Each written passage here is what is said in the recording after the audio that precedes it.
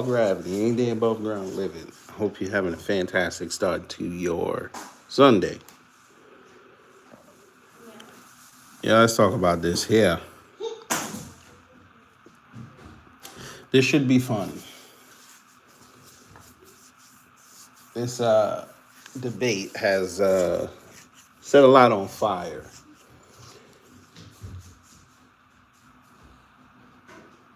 And being that a lot of conversations were brought up, a lot of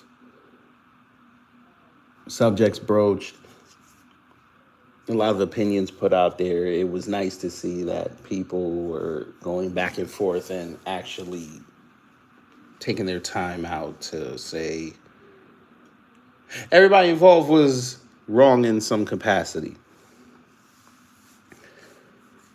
We've heard from the black conservatives and those lying bastards. We're now going to listen to Amanda's words on what happened.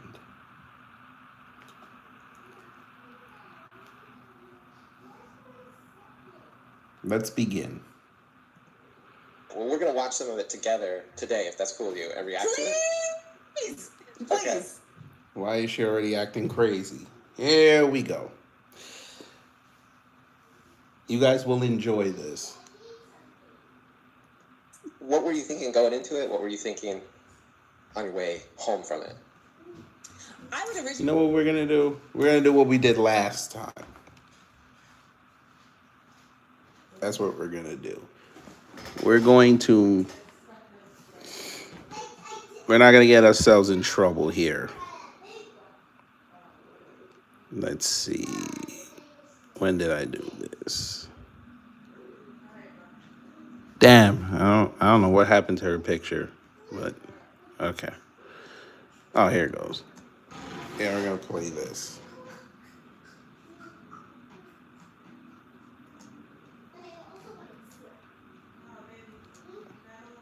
Hold on. Damn, I lost it. Here we go. Originally going into it with a kind of like, like, let's get these folks. They're going to be talking stupid stuff and we're going to tell them. And something switched in me once I got in there. And I wasn't expecting it. Don't get me wrong, like, it was very irritating to hear the stances that people were taking, particularly because they are fellow black people. However, They're not black. I thought this was established. They're not black. Those black conservatives are not of us. They're not part of the grassroots. They're not the real black community. Those are folk that want to curry favor from not only people that think like them, but other communities because they're losers. I thought this was established. But, sometimes we have to go back and explain ourselves. Those are losers. I had this this feeling of more so like sadness that they felt this way because there's no reason that any black person would be against. There's no like true, honest, like fair reason why any black person would be against any of my claims. Like, none of my claims are subjective. Like, they're all fact-based. When I went in there, initially it was like, I'm about to argue, but more so it was like, I wanted to like hold them. Like, I wish that those conversations were actually able to happen in a space that was not like built for contention because Madam, you went on a YouTube platform that is about arguing.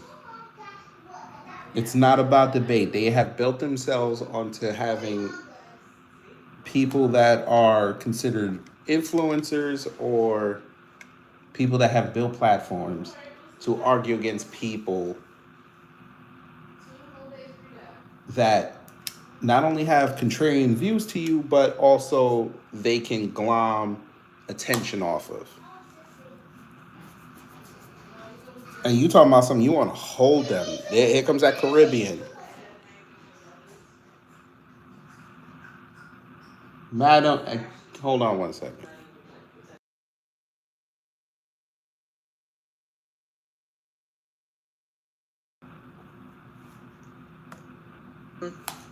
I do think I could actually get a lot of those people to understand, like, the error of their thought process. If No, you can't. As we have seen in evidence, they were not ready to listen to you. Not once.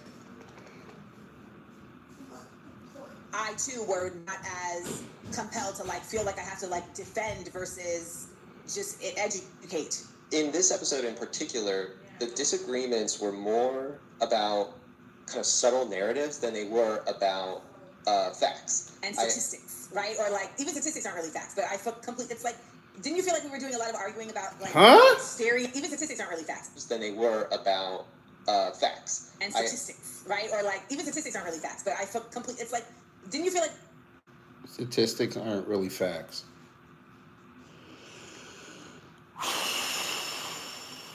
Okay. We were doing a lot of arguing about like stereotypes and you know, like I feel this way, I feel that way, you know, versus like, okay, you might feel that way, but that doesn't change. You know, like redlining. Like redlining is real. You know, I think the very, very, very, very, very unique thing about this particular surrounded is that it's two sides within a cultural space, within a cultural group. But that is a unique scenario because I believe that had I been surrounded by just conservatives in general, I wouldn't have felt that feeling of like, no, like this is us, that made me say I actually did that made me drop this like go for the throat, like go for the jugular mindset. And instead, that's actually a fair point. If she actually talked to some real conservatives, she might have got further. But they didn't want that, madam.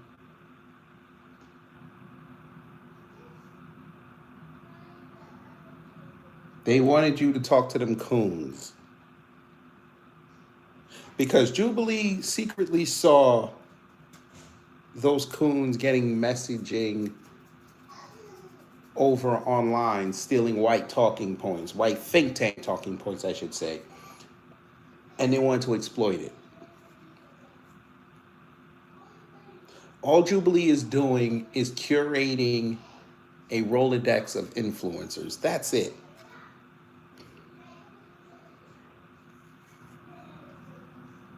A Korean is out here pushing narratives and letting y'all talk so much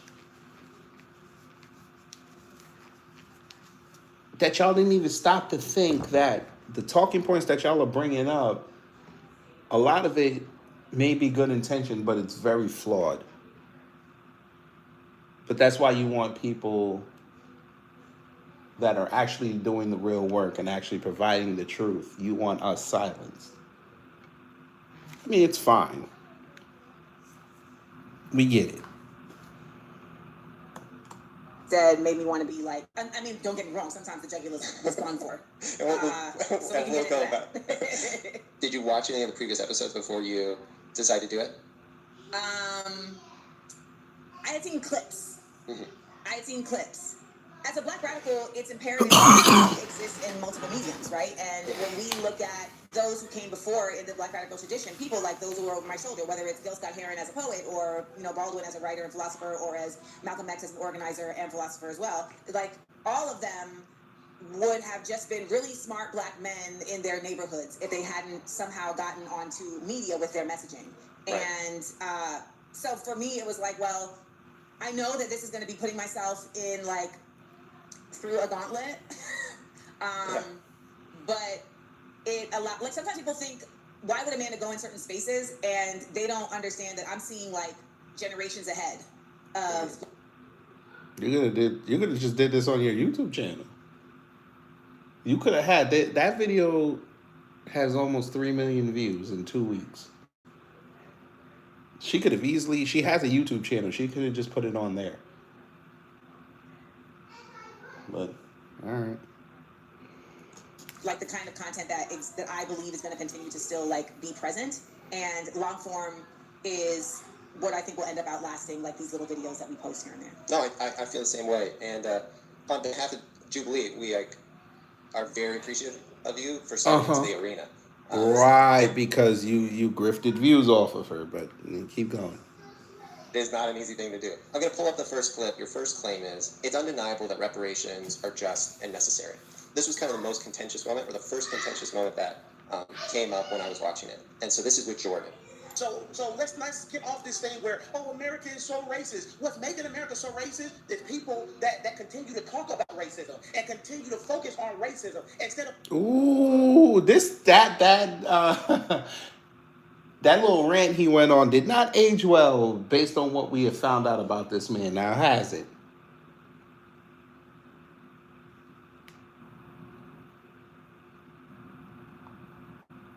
Because all those videos he put up of him talking about how he was getting fired. He went in front of that white man and talked about how Clarence Thomas was the real victim of systemic racism. He said in them videos that he put up why he got fired, they were attacking him.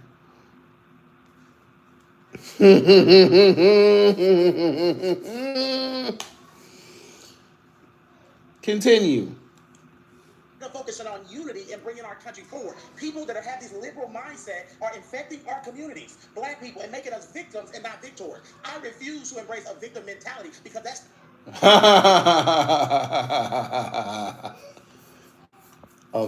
I refuse to embrace a victim mentality. Y'all should go watch the live we did yesterday and laugh at that man. That's not what our grandparents and Harriet Tubman and those people fought for. They fought for Do equal not bring up opportunity. Harriet Tubman's name in vain, baby. Please. Let's get the Lord's name in vain.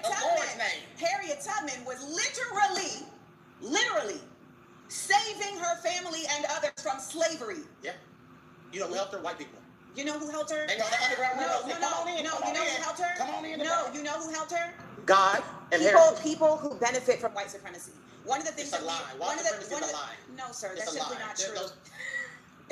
So, something that would happen quite often throughout this show was I would be stunned to confidently state that white supremacy is a myth. That's just like white supremacists would be mad. Right. Because they're like, nah, we are the supreme. Like, no, don't like. And that ended in a place where I was confused as well. When he said white supremacy is a lie, I wasn't following Jordan there either. Jordan's not following Jordan. But the point that I was about to make is that the reason that those white people were able to help was because they benefit from white privilege. And thus, they have a certain shroud of protection around them, which is how it's an underground railroad. She wouldn't have needed their help. Miss Niecy, you're a strong black woman. You can last. It's all right. We have to teach you this knowledge because you've been there, you've seen it. We know people like to lie. We want you better equipped. But there wasn't a slavery to escape. Slavery is the result of white supremacy, and there are still the repercussions of that to this day. Thus, reparations is a completely valid response, and it has been given to a number of other communities for harm done. Why would it not be given to Black Americans? If I go back to where Jordan was starting in that clip, because they know once Black Americans get that, you guys will have so much power that instantly Black conservatism would be dead. I say it again. Black Americans, the day y'all get reparations, Black conservatism will be dead.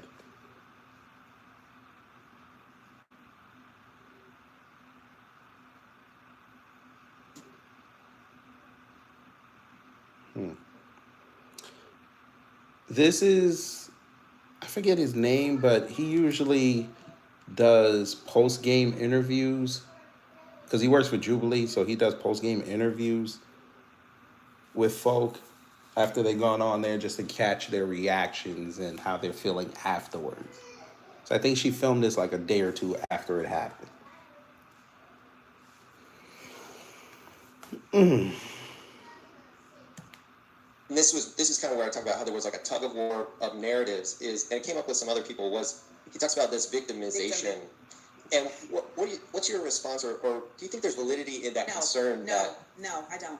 Yeah, and even if you don't think it's valid, It's gaslighting. It's gaslighting. And how come? Because we learned about the Holocaust of the Jewish people of Germany for every year of my grade school class. We are now watching a genocide of Palestinians solely grounded in a concept of victimhood of Israelis. And somehow, when black people are saying, hey, these laws and these institutionalized Ma'am, can we, by the way, screenshot. Ma'am, can we just have a normal conversation? We don't need the animations. Damn. Sometimes it's hard to listen to her speak because she's just being over the top for no reason. Just all those men you cited before, Gil Scott Heron, James Baldwin, Malcolm X, they didn't have to be animated to get their point across. I understand you're a black radical, you want to be different. Just chill. Well, Matthew, guess what? Israel's also attacked the Palestinians without provocation. They send Mossad after them every day. Them two sides hate each other. We don't care. Prayers to the victims. We don't care. Because once they stop, we can just start the countdown again in about 5 years. They're just going to lob bombs at each other again. It's a cycle old as time, since 1948. These institutionalized systems that are still organized around not granting equal rights and equal access to black people are preventing egalitarianism. Mm-hmm. That's not being a victim. That's actually being very action-oriented and continuing to point out, you will not get over on us. The suggestion that if we just pretend like we're not black and like nobody's a color, then racism goes away is actually just quiet racism, because there is still systems in place that are supported by this, and there are grandparents who taught their children, who are teaching their children, and we're watching it every day. These thugs coming out of U-Haul trucks with their face covered, holding up Confederate flags, saying we will not be replaced. While we're on the topic though of reparations, because I totally hear you. You know, we've seen actions like this. I still don't understand why she brought up reparations with this white man. But all right, whatever. It's okay. This in other countries as well as within the United States, based on other events in history. Mm-hmm. What do you think is the best way to get support from, enough American voters to make this a reality? Because I think there's. Okay, let's do a Q&A real fast. Now, he asked, what's the best solution? So I'm going to put up a thing real fast.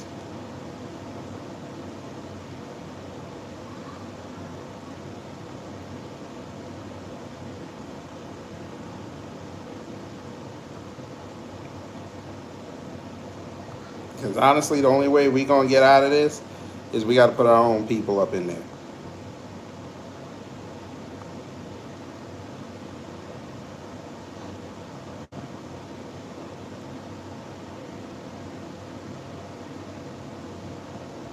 So we put that up just now. So again, he was asked, what do you think the solution is, and how do we get Americans to be on board with reparations? So I asked, do you think she will sound black grassroots, or is she going to give a coon answer? Let's see. There's a really legitimate argument behind it, but I'm curious, what do you think is the strongest message to get, real support behind it? Honestly, we don't live in a nation that has any regard for correction. We live in a nation that is a narcissistic mindset in terms of our culture in the United States is a narcissistic mindset. And the narcissistic mindset says that the narcissistic mindset says that we've done nothing wrong. That's what a narcissist believes. You can never correct a narcissist because there's an exceptionalism that they're always. Here we go. My name, there's already been groups that got reparations, so be quiet. Right? So what you're asking is unfortunately so many steps behind, because as a people, first of all, we still don't have a United States. Like, as a people, like, we're watching immigrants who actively pay taxes, are active parts of our communities, be kidnapped as if they are not functional members of our society. That is a result of us not being a United States. In some places, you see the community fighting because they're like, these people are. Sir, you ask for handouts every week. I love how people called my name come in here and tell us stop asking for handouts. Yet I guarantee you 10 to 1. Put that idiot back. I want to talk to them. I guarantee you, I bet you they'll tell us he's Caucasian and not knowing that his race is the #1 in this country that takes welfare. Why don't you tell them to stop taking handouts? I'm sure when Trump signed those stimulus checks, you didn't take it. That's what you're going to tell us, right? You weren't. He's going to tell us that he wasn't eligible, so he didn't take it. When you want to start, I'm sure you're going to tell us you have a business. You took a handout from that bank.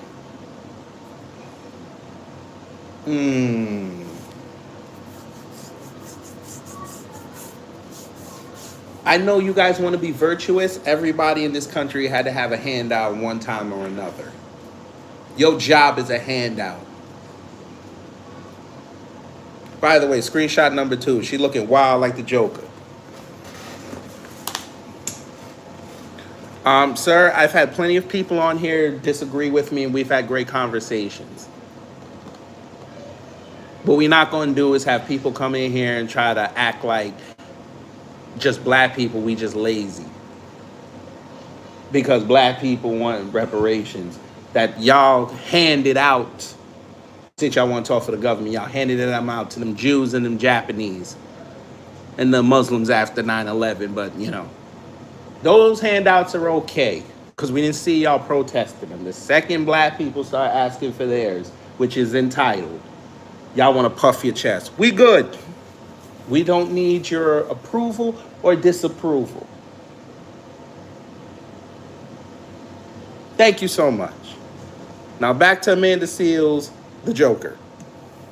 Community. Like, this is not possible.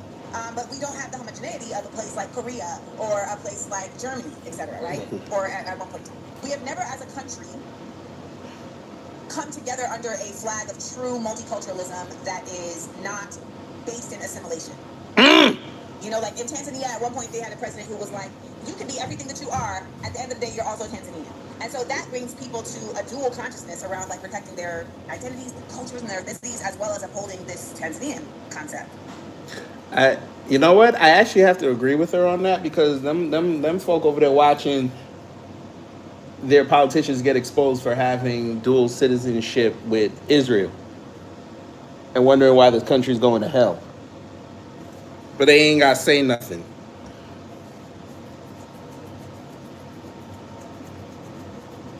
Now look, my name got cooked. Hey, Miss Niecy, I give you permission to cook them. Because first off, he can't even spell your name right. He said it's going to hell because of liberals. You mean MAGA? Because that's all MAGA is, full of liberals. I know. They didn't watch the progression of it. They thought everybody that supported Donald Trump in 2016, they were just card-carrying, Bible-thumping fools. No. Most of them were on the left and got no traction on the left. Because by that point, BLM was hot. And by the time they came on the scene, they already amplified the voices that they wanted. They couldn't get no motion. So as soon as Trump came off and started talking about, we got to throw out Mexicans and all this, here they come grifting over talking about, now I'm a conservative. Okay.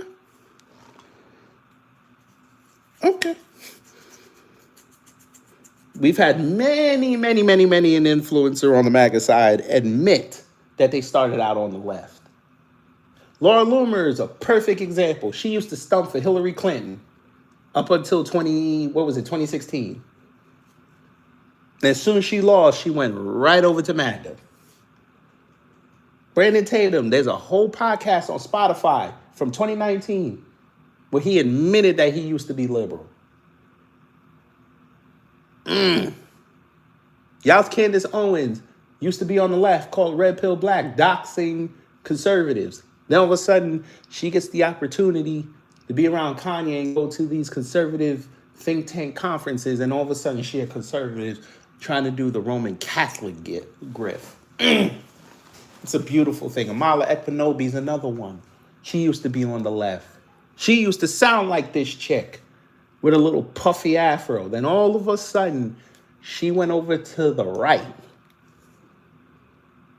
Got box braids and put on extra makeup to look cute so she could get herself a white man because she hates black men. And conspicuously, here we are now, almost a decade later, and she gets stalked by a white man, and, you know, she hasn't said much, but, you know.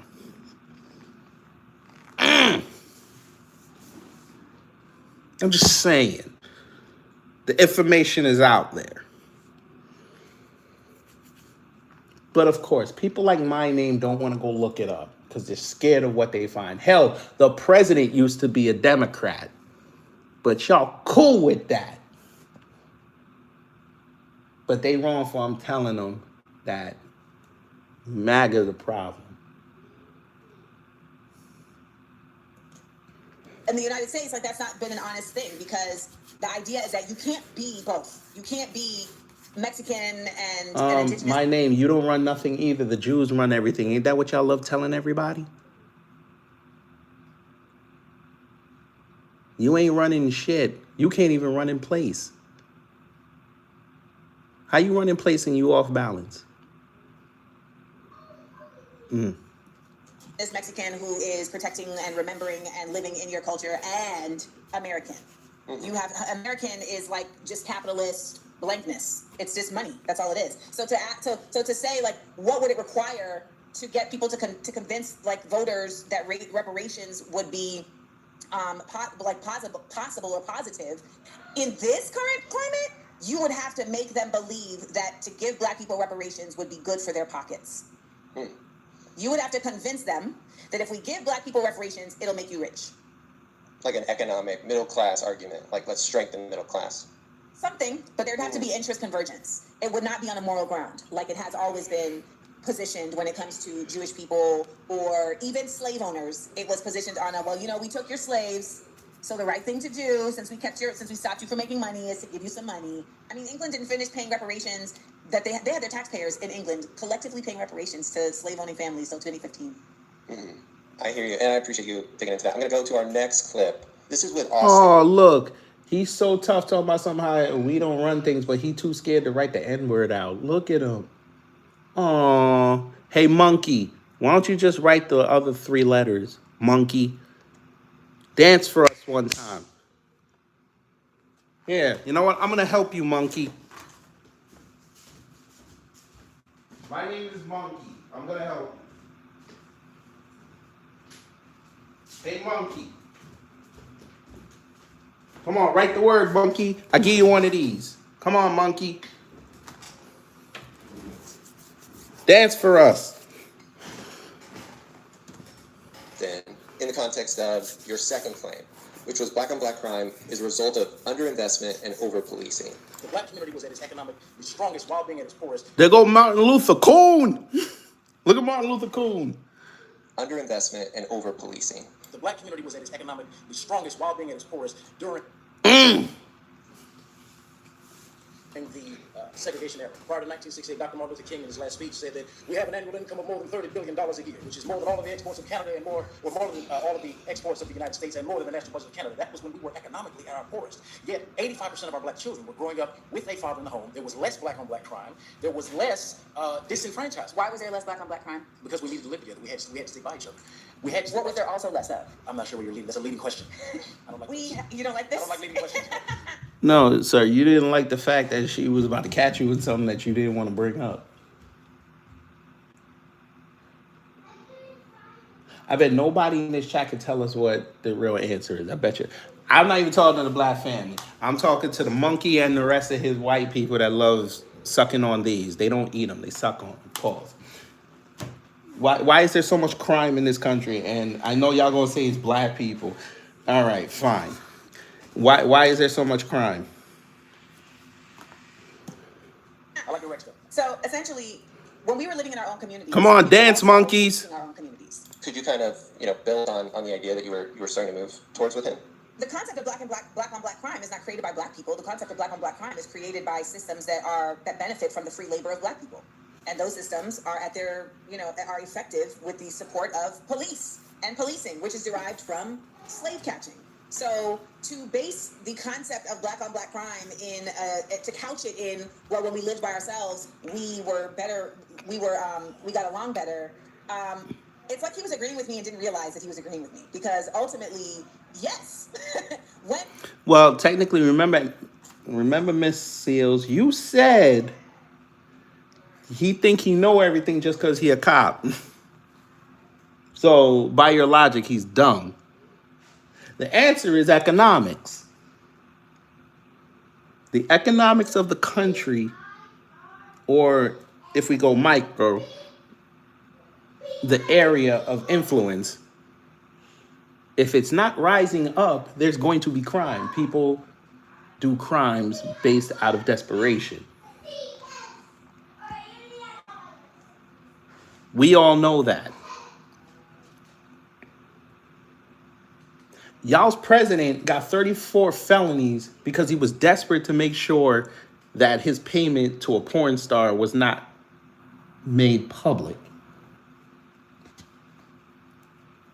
Carmelo Anthony got a case against him because 2 white kids thought they were going to bully him and thought he was an easy mark. Desperation. And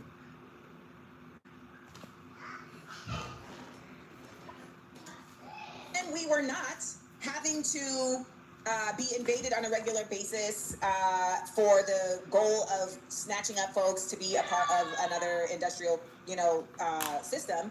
We did have more autonomy, and we, in that autonomy, operated more as a socialist community. When we look at black communities, He had to climb a tree, Miss Nisi. It's okay. It's all right.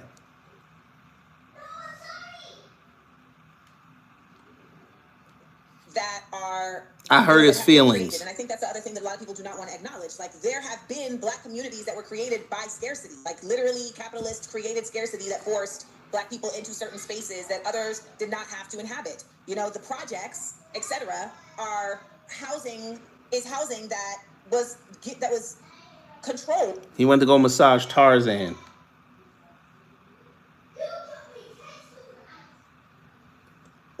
And was provided less resources than other places. It was also painted with lead paint that we know affects the way the frontal lobe operates, which also affects the way that we react to things. It increases it increases violence. It increases aggression. We also know. Yeah, but they also did that in homes when the white folks ran to the suburbs.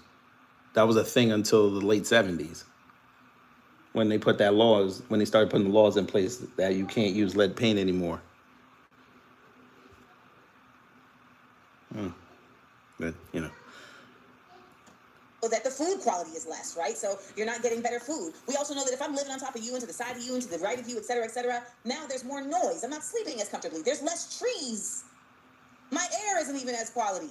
And when I went on a toxic tour around the world, around the nation, to these different black communities that had popped up out of like industrialism, whether it be like Motor City, whether it be like in Detroit, with the car, with the car industry, or in Portsmouth, Virginia, there is environmental racism that takes place. And we're seeing that happen right now with Elon Musk, and the difference with the ability to cease his building in Tucson, which is a predominantly white community, not in Memphis.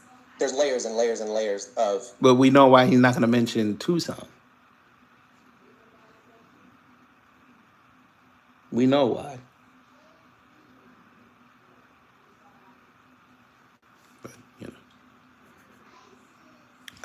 J-Man, we don't hate other black people for their opinions. We hate them when they start talking ignorantly.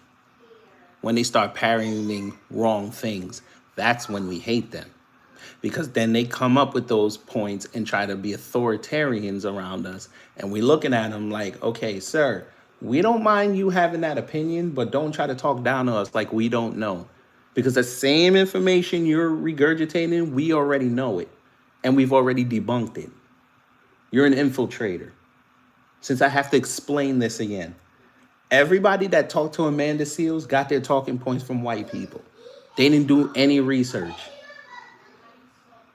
But here, I'm not saying you, but people like you that say them type of comments, sit there and praise them for saying that dumb shit because it reinforces them.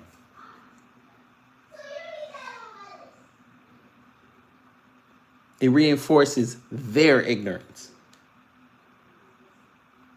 Because again, and I'm just going to bring up this point, if the white community in this country really cared about crime, they would fix their own communities first. They would come up with the solutions. That way they could stunt on everybody else. They won't do it though because they're comfortable with it.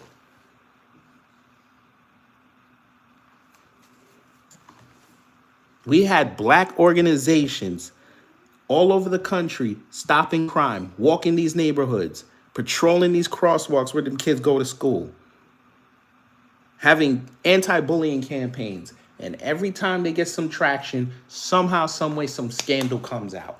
Every time. Look up the Detroit 300 if you think I'm lying.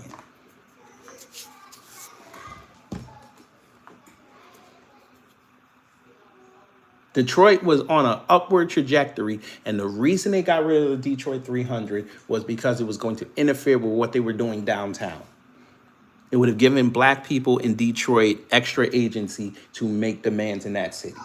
And they wanted their $1.2 billion downtown revitalization project to go through without black people in it. Same thing in Memphis. Memphis was on its way to have a murder downtrend. They got rid of all the community organizations. Crime rose back up.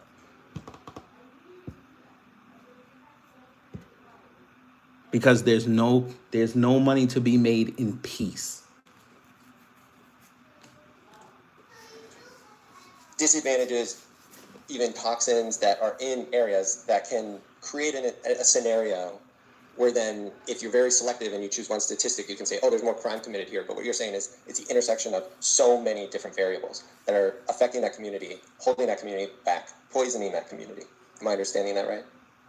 Yes, because that is the truth. I lived next door to a precinct in Harlem. Mm-hmm. So I was next to the cops all the time. I remember one time coming home and a woman was being mugged. And she was across the street. Mm-hmm. She was being mugged. And I started screaming because that's the person I am, right? And the police were one block away. And when those guys were like still wrangling her, I started sprinting to the police. They ended up, in my surprise, they were on break. So they were all sitting outside. Like they must have had some shift change. And I ran up and I was like, they're mugging someone right down that block. Not a single person moved. And one guy said, what are we supposed to do about it? Yeah, it's called New York City. And we already told you about them cops.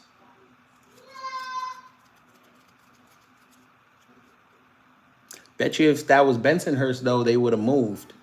Bet you if that was Bay Ridge, they would have moved. Bet you if that was Rego Park out there in Queens, bet you they would have moved. We have exposed here in New Black Media how NYPD has been told not to police effectively in black areas and the Hispanic ones, unless there's a high density population of white people. And in that case, you go to certain areas. That's why East Harlem is way different than West Harlem. Because they're gentrifying East Harlem because it's next to the water.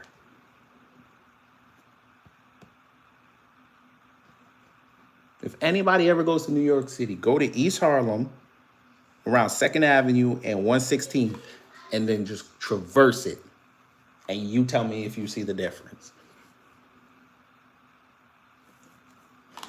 When I lived in Calabasas, I lived in a gated community. And one of our security guards was an indigenous man named Willie. He had a ponytail. And one night, I had pulled in. I said, Willie, if somebody came up here and said to you, and held out a gun and said, let me in this community. What would you do? He said, well, gotta let him in. But the cops ride around here every 7 minutes. Mm-hmm.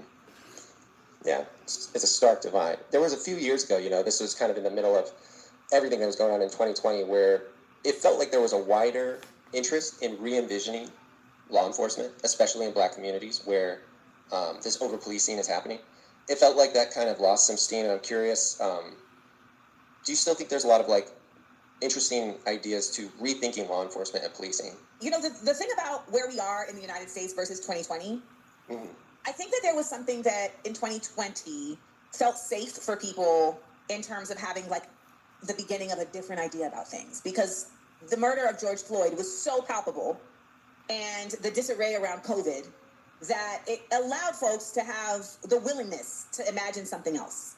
Mm-hmm. We are at a point now where it can't just be imagining something else, and it has to be destroying what's there.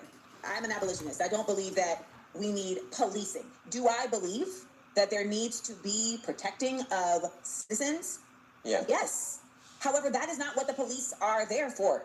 There's literally a whole case, Castle Rock versus, I can never remember who it's versus, but Castle Rock versus this particular police department was a Supreme Court case that ended up being ruled in the favor of the police department, that says the police do not have to come and protect you if you call them.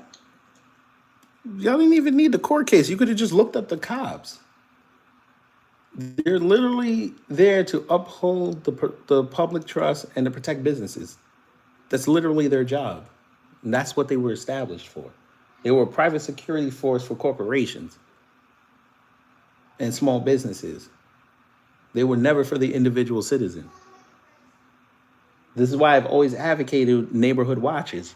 Let them be the buffer between us and them cops.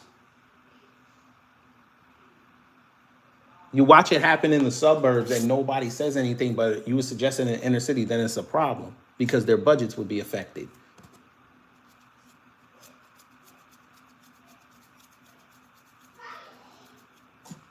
But there you go. It is within their jurisdiction to decide whether or not they want to help you. It is not their built-in responsibility. Mm-hmm. So that gentleman who you were speaking to, Austin, mm-hmm. He reveals that he's a police dispatcher, and that is sort of how, you saw that? He reveals that he's a police dispatcher, and that is sort of, I think that's how the interaction ends. I want to play you that part and just kind of so you can kind of hear that back. Talking to somebody that works as a police dispatcher when I'm not making contact. So here's the thing. You see, you're about to see the truth. You just give me a second. Like Trump said, just give me a second. I'm going to do the weed, but give me a minute. Well, here's what you all keep doing. Sambo Curry was on one that day. Again, all these quote unquote Black conservatives, all this was for them is just to promote themselves. That was it. And again, we showed the ignorance of them folk because they only saw the clip. They only saw a clip from him. They only saw a clip from that Matt Nuclear. They saw a clip from Jordan Wells. They saw a clip from ABL. That's it. And they were like, oh, they were right. All she was doing was yelling. Okay. Why don't you watch the whole thing? No, we don't need to. She was just yelling. She was wrong. Okay. Now, if somebody was slandering y'all's president and people were just putting up clips and clips and clips and cheering on the people slandering that man, y'all would be like, nah, y'all got to watch the whole thing. You took it out of context. There you go.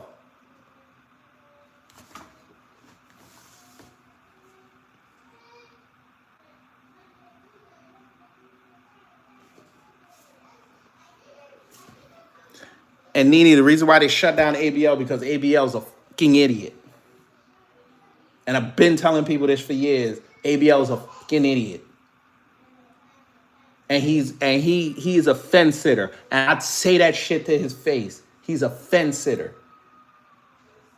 Because I've proven when he on his YouTube channel, he be kissing them white folk ass. The second he get on Twitter, it'd be a different story. That man be trying to creep over to the pro-black side, and that's why his channel was sitting there for about a month and a half, right at the precipice of making $1 million, because he tried to play pro-black because it was hot then. And them folk turned on him. And then he had to do 3 to 4 different videos of him going back to knocking black people for them to be like, all right, that was the ABL. He was just acting like a schizo. All right, here's your $1 million. Bitch ass nigga. And I say it to his face.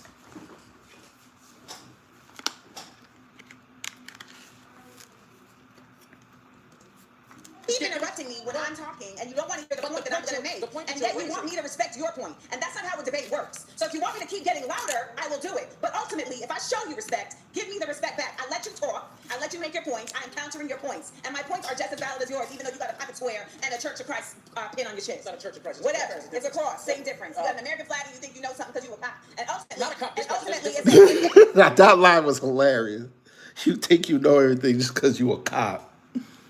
Okay, sir, you're a police dispatcher. You a cop. You just a civilian. You a cop. You work for police. You a cop. I'm sure they give you a nice little spiffy badge that you can put in your wallet. You a cop.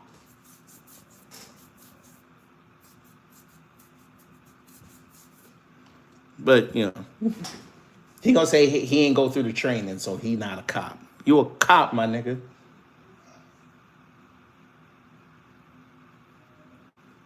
ACAB all day over here, so let me make that clear. But as my point, my point is that you can sit here and blame black people on black people all day long and not acknowledge that we are forced into, you're going to interrupt me again.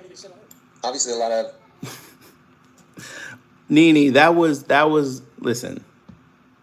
After what I saw with him in that Jubilee, I don't think that was genuine. He ain't standing. He stood up for Carmelo just based off law. He didn't stand up for him as a black man.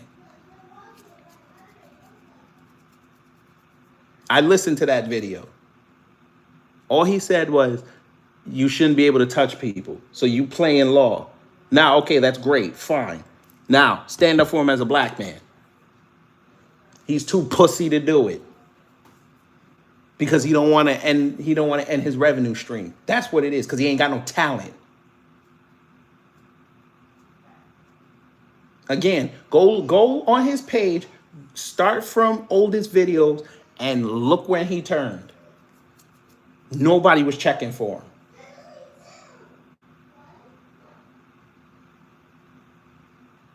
He humiliated and buck broke himself when he admitted that the KKK came around his house Christmas, giving his mama money and giving them presents. And you had a conservative father who was a firefighter. So in one breath, you not only put the KKK over, but you shitted on your father. I can't respect Negroes like that. contention going on there. I'm just curious, when you see it play back for you, any new thoughts or reflections come up? Oh, he just wanted to be famous. Somebody that wants a TV show. And why do you feel that way? Because I know a performer when I see one. When he disclosed to you that he was a police dispatcher, do you remember when he said that, and did that change how you felt about your conversation with him or the confrontation? We all saw it, sir. I know they inserted these clips after the fact, but yes, it did change.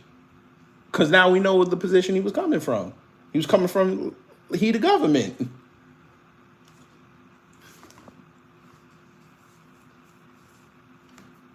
That's why it'd be funny. I'd be watching them white conservatives be yelling at people in the government. I'm like, y'all are arguing with the government that could shut you down anytime. Y'all watched that same government 5 years ago try to fuck up your livelihood, and now you want to buddy up with them. Like they won't turn on you. I told you, all them white conservatives over there, air quotes, and them black conservatives, air quotes, that ran over the MAGA, they really thought that, okay, the Gestapo's here, they ain't gonna bother me. And people in the government get prosecuted every day. It's just not out there being put out for public consumption unless they want you to know that they're prosecuting somebody.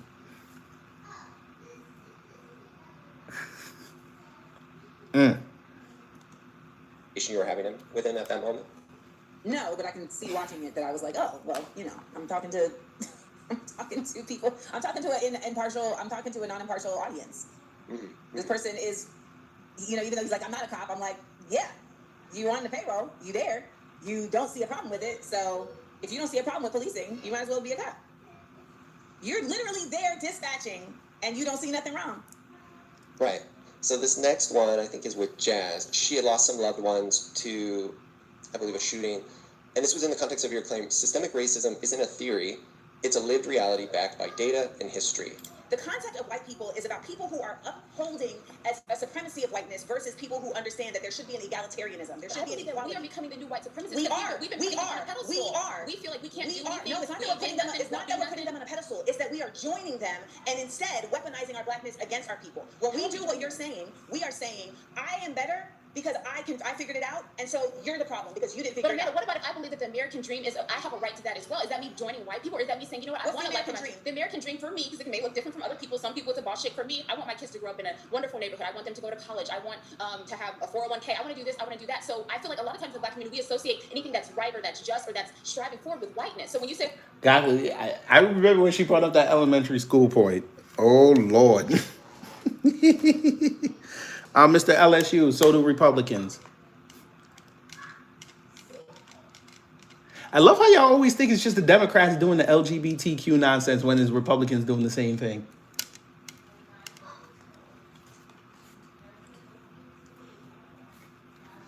Next, y'all gonna tell us it's the liberals doing it when it's literally conservatives doing it. How the hell are you? Let me ask you this, Mr. LSU. How the hell are you gonna play conservative, and if you're running with them circles, how do you let gay people around you? I just want to know. I thought that was an abomination because y'all follow the Bible. That's what I was told. Oh, you want me to show you, sir? I have an entire live where we showed messages from Turning Point USA's attendees that were outing each other for having gay sex at these conferences. Women having sex with each other. And conspicuously, everybody there put out their own story, and nobody from Turning Point USA said that didn't happen. It's literally on Twitter. You can go look it up. And these are stories that have been floating around for the last 5-6 years. The conservative side literally have Blair White on their side, who is literally a transgender person. They're sitting there bigging up Scott Pressler, who is openly gay.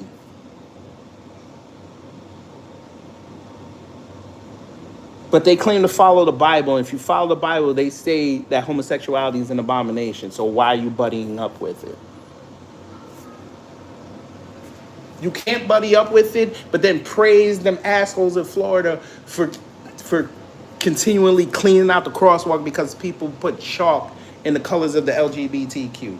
It can't work both ways. It can't. You gotta pick a side.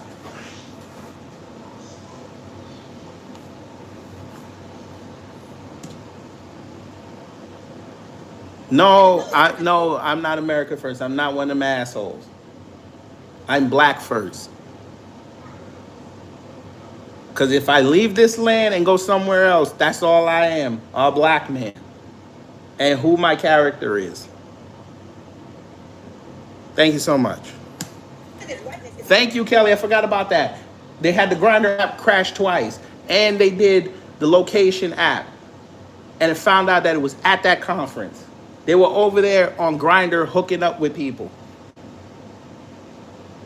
The data and the proof is out there. Go on Twitter and go look it up. You'd be shocked.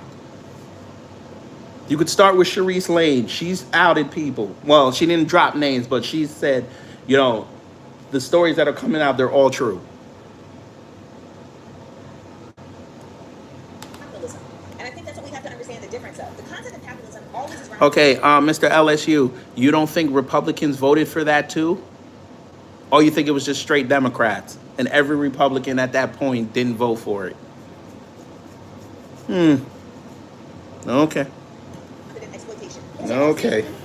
you know that because you would I understand understand that we are benefiting. I understand that we are benefiting from capitalism, but I also understand that we would have other people and a vast more majority of people benefit if we were not solely capitalist. That is what it means to be a Black radical. You know, she's somebody who I feel like in a different setting. Richard O'Neill, you gotta go because nobody said anything about TikTok. I tell you they dumb. I tell you they dumb. And if nobody believes anything on TikTok, why are there a bunch of conservatives on TikTok now? But I thought China was the enemy. They're taking all our intellectual property. They just arrested, they're just setting up a lawsuit. I'm sorry, not arrested. They're setting up a lawsuit for one of them that stole Elon Musk's XAI code base and took it over to OpenAI. I thought they were the enemy. But y'all ran over there to TikTok, putting up pages and bragging how many views you got. Uh-huh. All right. Be some breakthroughs. There were a couple people there that I felt like that with, because she's responding from trauma. So a big event, a big traumatic event. And so like I also was having to do a very I can't remember if by that point I knew what had happened to her family, but I felt like I was definitely having to try to make sure that I kind of like protect. All right, he said I need to show him the proof. Okay. All right.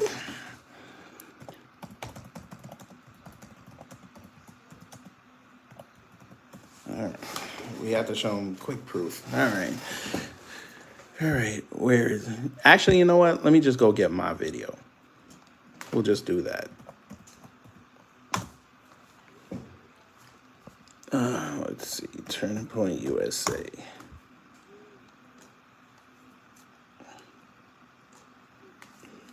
That was a beautiful live, by the way. Black women are gonna work with you. Now, this was when Sarah Stock got engaged. She's one of them big voices over there. And it just ended up white on white crime because chicks just started lobbing accusations and proof at each other of degeneracy.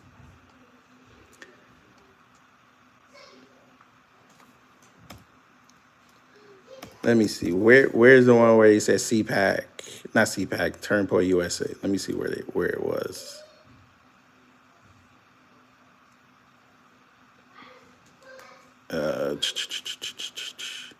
Here we go. So this Lisa Grant said, we want names. He said, I'm a little reluctant to boost accusations about who got fingered in the lobby at the Turning Point USA convention or whatever's. I don't know what that is. I forgot what that is. Next for this crew. But I see where you're coming from.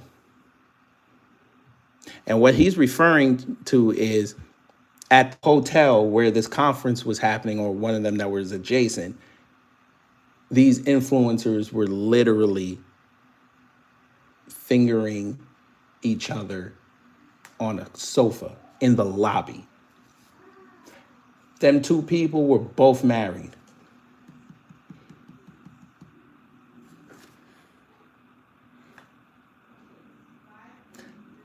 Christian Walker outed Elijah Schaefer, who was married at the time and still is, for hooking up with one of his friends. And allegedly that friend was a man. Talking about you were effing my friend 4 times. The threat is there. Because when this whole situation popped off, people brought that back up. They're sitting there passing each other's wives and husbands around, and the husbands again with the husbands. But again, them folk, them big voices, saw this happening in real time, and not one of them came outside and said something about it. I would just watch the next conference that comes up and see how many of them voices that were talking, if they get invited.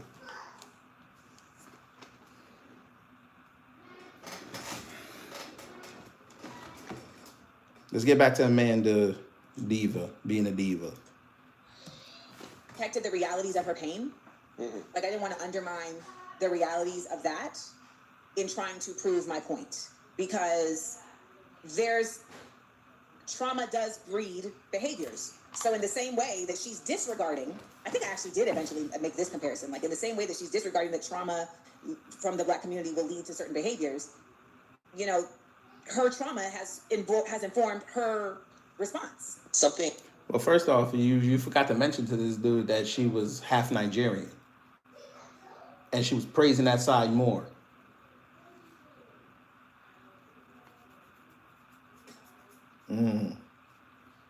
And she also low key dispelled that whole myth that when the Nigerians come over here, they do better, because she was living in the south side of Chicago.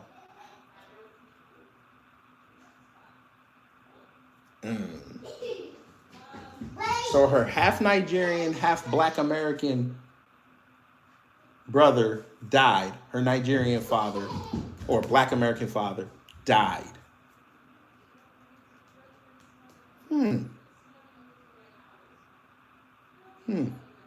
By the way, she still lives in the south side of Chicago.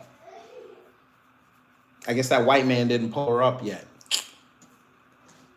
Thing that I felt coming from her was a sense of conflict of like, my mom had to just get through it, you know, and raise me and give me opportunity. And she was almost hesitant to give too much recognition to trauma because she felt like that might be holding her back. Like she felt like she needed to focus on where she wanted to get rather than maybe what she had experienced and what impact it had on her. So that's very Caribbean, as the daughter of a Caribbean person, because you know emotional maturity just isn't a part of, I would say, my parents' culture, my mother's culture, emotional analysis, etc. Like that wasn't really like a part of the deal. You know, it's really. I mean, I think it's fair to say that hasn't been a part of like multiple cultures in the Western world until fairly recently, right? Like a real committed effort to mindfulness and self-analysis and examination, etc. Right? So there's also just not enough time.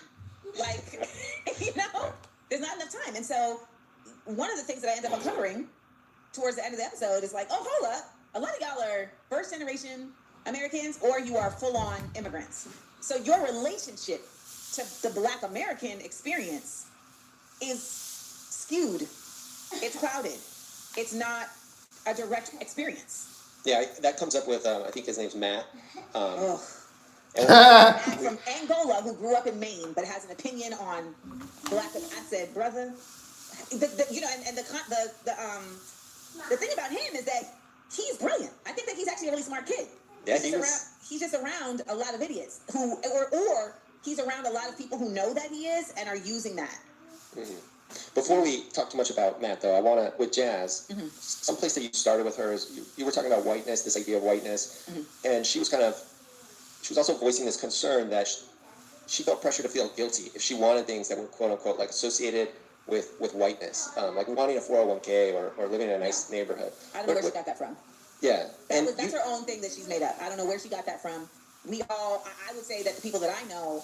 By the way, for those who think Charlie Kirk ain't about debauchery, and you know that turning Toilet Paper USA isn't about debauchery, I want all the Black family to put a 1 in the chat. I'm finna show y'all something before we get back to this. I know this live is not about old Charlie Cuck, but I want y'all to put a 1 in the chat. I want to show y'all something. Because somebody earlier said that they were not doing this alleged debauchery. And also that the conservatives don't platform people from the LGBT. I remember this picture. Do you remember this picture?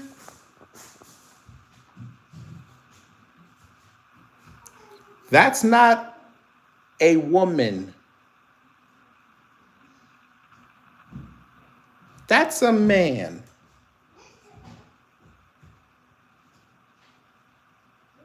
And look at Charlie smiling like a summer mama.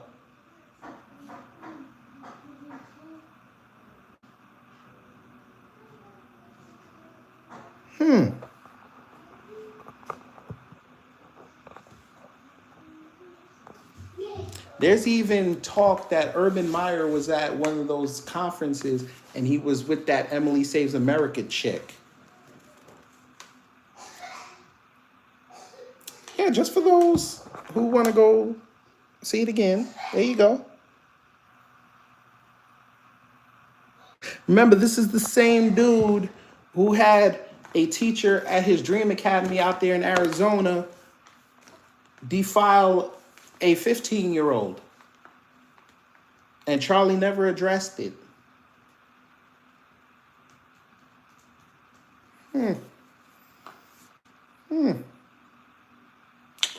Back to this. It's not about it being whiteness, and that's why I went into capitalism. It's not about it being whiteness. It's about it being only allowed to be achieved if you perform a certain way, if you behave a certain way, if you exist a certain way. That is not applied to white people in the same way.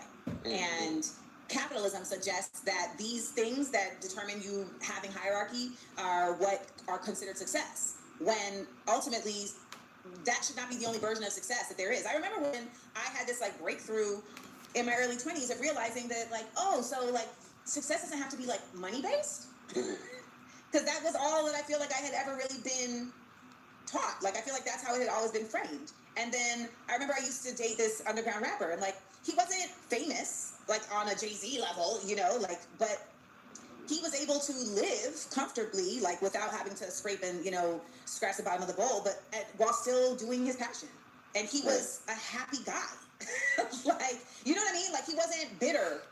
Like, man, if I could just get the private jet, like the rest of the, like it wasn't. He was content. Is that your beef with capitalism? You know, because that discussion then grew to capitalism, like that it breeds a mindset of never having enough. Like one of my several beefs with capitalism, yes, because that mindset breeds exploitation, and that mindset breeds. Okay, I don't care. Come on, let's get to the show. Black radicals are very much folks who understand that socialism and the communal mindset that allows for everyone to have an access point into their version of success without exploiting others is a really practical methodology that unfortunately the U.S. and other capitalist nations have not allowed to thrive. Oh Lord, here we go. Madam, socialism on a grand scale is going to bankrupt this America. I don't understand why y'all claim that America is so diverse and we're a different system, but then y'all want to institute these finite and final solutions. I'm sorry, YouTube, for using that term. America is not built for socialism, just like it's not built for 100% capitalism. It's not built for that. You have to have a balanced system. There has to be a little bit of socialism. There has to be capitalism. There has to be a barter system. That's the only way it can work. We have too many people here from too many backgrounds that think their way is right. You have to balance it. And that's a gift and a curse, because you don't know what the balance is. So you talking about socialism, ma'am, I don't need the government telling me what to do. I'm sorry. And it sounds like if she's talking like this, she's going to vote for Mandani. And we don't need that, because he's going to be the catalyst for instituting 15-minute cities in the Northeast. Y'all don't want that. Because you talking like this, that means you're going to start advocating for, well, we should put limits on what people do, even though you were earlier advocating that we have these food deserts around. Okay. So you have to go somewhere within your 15-minute radius of your home to go get supplies, but they tell you, okay, $50, $60 a day. That's it. No. Again, we saw what happened in 2020 when the government told us what to do. People didn't go for it. You watch socialism in 2020, have your leaders outside talking about, you go get that Belle Biv DeVoe, we're going to give you a slice of pizza and some weed. And I know for a fact you were out there saying this is BS. What are you doing? Now, 5 years later, you want to advocate for that? See? Gotta let them talk long enough. And do you feel like a revolution is absolutely necessary in the United States? Yeah, what kind of revolution? All of them. All of them. All the above. All the above. But it won't happen unless there's education. Education is what starts every revolution. Okay, so this next clip is Matt Nuclear. Which is that a rapper name? I'm not sure. I'm not sure. I think it's an awesome name, but I don't know. By the way, this is the dude who Charlie Kirk put his arm around and say, "I'm gonna put you under the wing." Oh, fried rice ass. Yeah. Race is not something that you are. Race is something that was bestowed and put That's upon racism, you. not race. Race is No, simply race is aggregation. literally something that was created and put upon you. And I want you to listen. Nick Rowe, sir, when you go fill out an application, they have race on there. You can't duck that question. Oops. Sir, depending on the state you in, they ask you what your race is and they put it on your driver's license. Oops. When you do the census in 4 years, 5 years, they're going to ask you your race. Can't escape it. Oops. And by the way, when it does it in 2030, you try to say black, they're going to be like, no, where your people from? Like they did in 2020.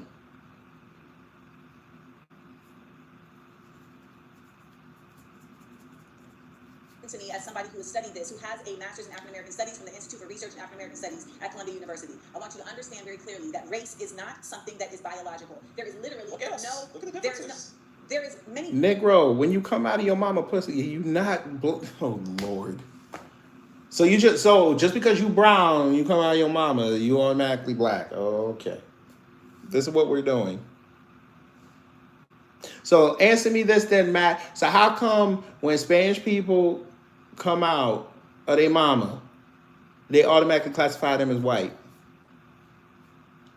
When they ask them what you want to put on the birth certificate, what's the race? They say white.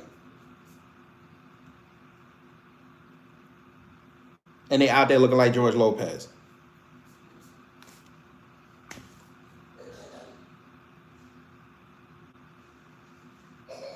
Do we have to show him again 2023 when old boy shot up Allen, Texas's strip mall and he wrote on there he white?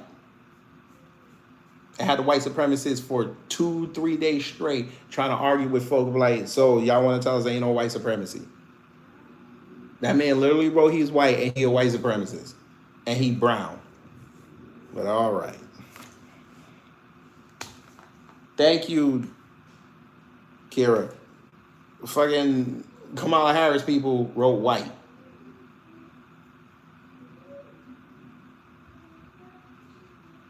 But all right. Differences that are equated to ours that has nothing to do with race. That has nothing to do with race. So if you have a black parent and you have a white parent, and now you Yeah, dumbass. Hey, white people have melanin too. Are they considered black? No. come out looking white, how is that a biological? But most of them There's come no out most of them. having Stop. curly Jay hair. Cricket, the fact you think she got cooked, it just shows that you really didn't listen. You were just waiting to hear people dunk on her. Because there's not one thing in there you could tell me that she said, or one of them that said that was correct, or one thing she said that was wrong. Go ahead. We're going to give you the opportunity. Go ahead. Stop. There's no most of them. You do not Mixed have race? anything to You're do with mixed that. race, too. I am not mixed race. My mother is black and my father is black. Well, my father is also considered black, but he's very much has a lot of European DNA. You know what? Phase of your learning. Where you So your daddy mixed. Look forward to seeing your development because I have a feeling that you're actually going to flip the script eventually. By the way, these are the moments where I remember. Okay, so like my ex, he had a 7-year-old daughter, and Yeah. like. Why are you bringing this man up? Wait. Why are you bringing your ex up? What are we doing? How far is they going from the Middle East? That's probably, what, a 10 hour? No, it shouldn't be that far. Maybe a 5-hour flight? We look it up. Do you have kids? I do have a daughter. How old is she? She's 4. Do you find yourself sometimes having to remember that she's 4 before you get into an argument with a 4-year-old? And you're like, whoa. I argue with her like she's a grown-up on a regular basis. Like my ex's daughter, I'd be like, I have to catch myself. Like, you're really about to have like a full argument with a 6-year-old. It happens faster than you realize. I mean, and so like that's where this is one of those moments where I had to remember. Are you talking about Jordan Wells, Jay Cricket? Because I know you're not talking about Jordan Wells because we already caught him lying. I did that yesterday. And we did it the day we covered this whole debate. He didn't know what he was talking about. He was looking to get famous. And he admitted it on his social media posts. So he's a bad example. Try again. Amanda, you know that scene in Good Will Hunting where after they have the blow up, they come back to the next session. Right. And Robin Williams, rest in peace, is like, you know, I was really mad. And then I remembered, like, I'm just a kid. You don't have the faintest idea what you're talking about. Oh, thank you. I have reached a point in my life, and I remember when I was mad. I remember when I was 20-something and was like, why won't people listen to me? And it was like, well, yeah, because you're smart, but you're not wise yet. So they say, Kara, from Angola to Dubai, it's about 7 hours and 45 minutes. So I had to catch myself. No, I was like, oh, Amanda, remember, this young man is... I loved that though. I loved that layer, and I liked how you were kind of naming it with him, and you were like simultaneously frustrated, but then impressed with his confidence, because he was extremely confident. Race did not exist as a concept. I think prior to, I think it's like the 1500s, there have been tribes and nations and ethnicities and types of people, right? However, the concept of race was ultimately created and cultivated in order to serve as the buttress for the transatlantic slave trade. It was created as a capitalist concept to support why these people should be enslaved by these people. And if you read Ibram X. Kendi's book, Stand from the Beginning, that's a good place to start, as well as Nell Pinter's The History of White People. It really gives you a very clear path to how this concept required upkeep. So the concept of race, because it is merely a concept, is full of holes. It's not real. So therefore, there were all of these efforts and methods and, you know, fake science created to attempt to make it valid. Mm-hmm. One of the other ways that you can understand that race is a concept, that race is a social construct, is that the bar is always moving in order to determine who gets to have access to white privilege. It is not finite. What do you mean by that? The bar is always moving? So when the Irish and the Italians were brought to right, because they weren't considered white. They were considered white. Yeah, they were othered in their own kind of way at the time. Yes. However, after the Emancipation Proclamation, and we see the great migration of Black people across the nation, there becomes the Black Codes and the effort to police these Black people so that the 13th Amendment, which allows... She never said race didn't exist. You're not even listening. Oh, my Lord. For slavery, if you have been convicted of a crime. So then they need to police these Black people so that they can be put back in prison so that there can continue to be slave labor. And they employ that of the Irish and the Italians to do that. And so thus, they got access. That's not what she said. You're not even listening. Jay Cricket, you cannot say anything for 10 minutes. Seriously. That's not even what she said. She never said race didn't exist. She said it's a social construct, which it is. There's too many folk out here that talking about there ain't no race except one, the human race.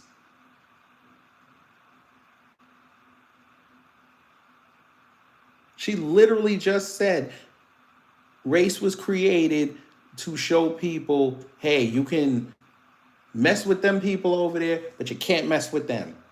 And you'll get this much money messing with them, and you'll get this much money messing with them. That's what she said. She never said it didn't exist. Didn't I just tell you not to talk for 10 minutes? Say something else. And you can get going. Because if you're going to come in here and lie and derail the teaching, you don't need to be here. I think you need to go get some Q-tips or go to urgent care and get them to clean out your ears, because you're not hearing what everybody else is hearing. You just writing shit just so you can argue. And over time, they became white. This is where, though, I do think like people get confused or turned off, or they hear a snippet and then they're like, I don't understand it. When you're talking about whiteness, you know, He's not black. Oh my God. Okay, since we got to explain this to you before we block you.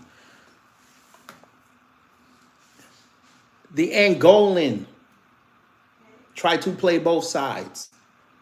And thank you for showing us that you didn't listen to the entire exchange.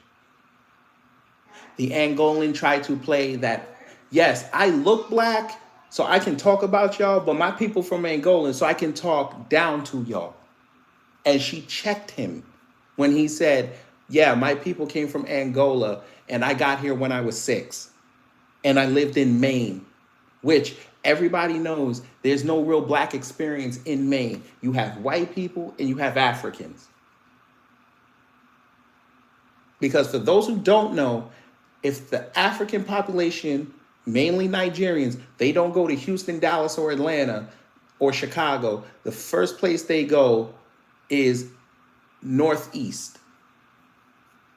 New York, Boston, Vermont, New Hampshire, and Maine. That's where they have big concentrations of Africans. The boy just moved to Florida, I think, to go to school. He ain't been around black folks. He hasn't been around the black American experience.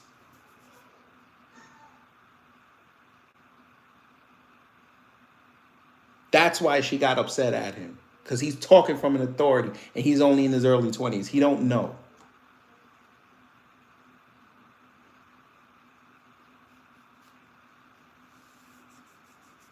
Well, King Shaw, that's why I said Chicago, because that's all I know, really, of big African populations.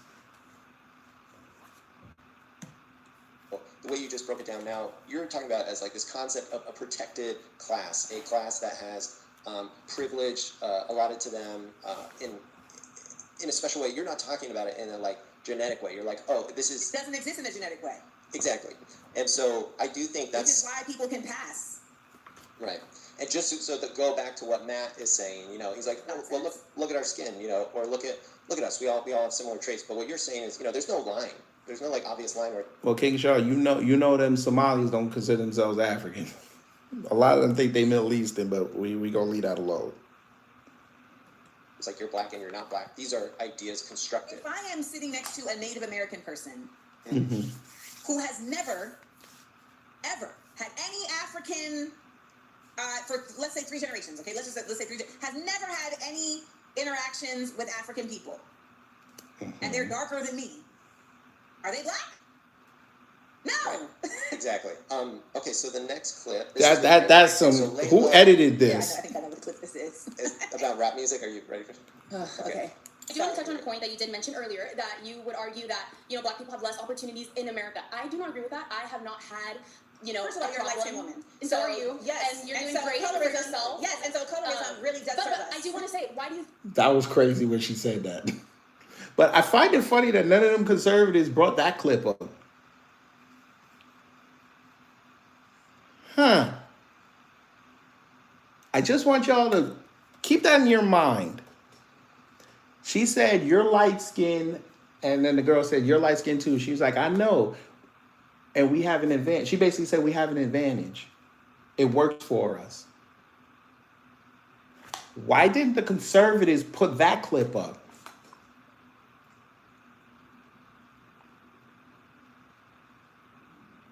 The reason is they like the light skins because they can exploit them. Oh, y'all don't want to hear me. Go over to that side and tell me how many light-skinned male or females they got over there.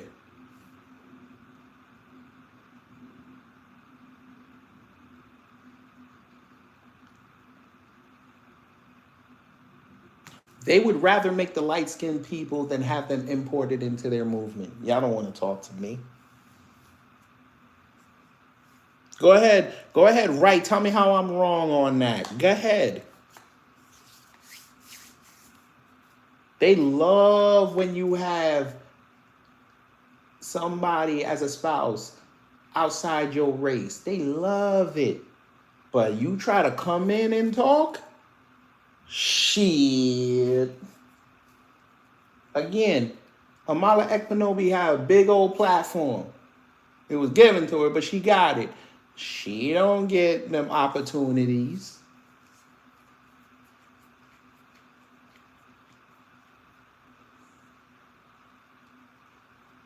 Maybe if she walked in there with a white man, she might have.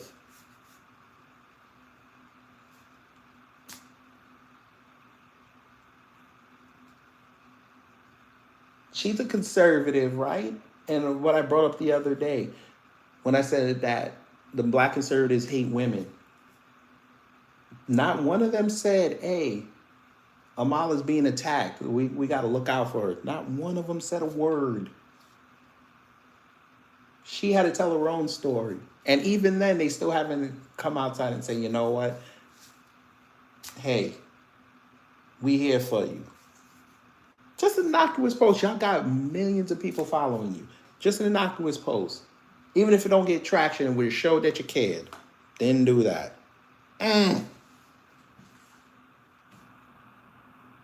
They exploit you when you're light skinned, and people like Candace Owens who are dark skinned, they exploit her too. Because they know you guys got an inferiority complex. They know that. They let y'all crash out. They let y'all get on their stage and buck dance.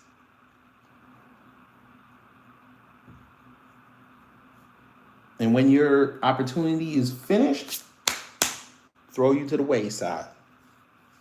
They go get the next one. Daily Wire got an African over there trying to be Candace Owens right now. And don't nobody care.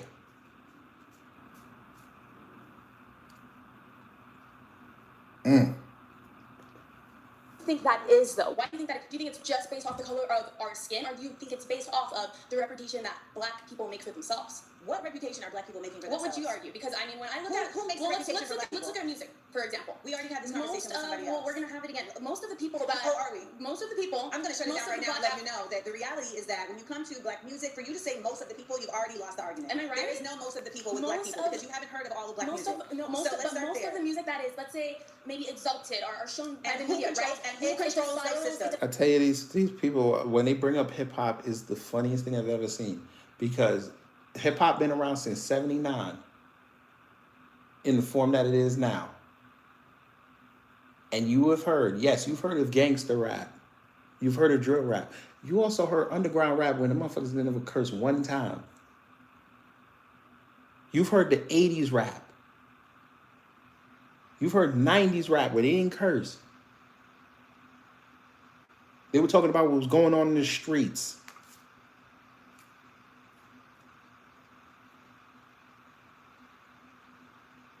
Which eclipses everything that you're hearing now. But they don't want to bring that up.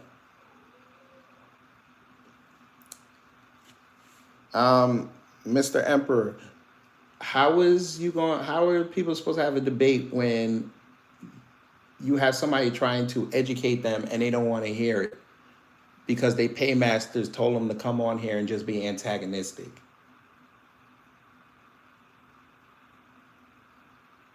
Oh, let me help you since y'all didn't research this part. Them 20 in that room that debated her didn't even know they were going to debate her.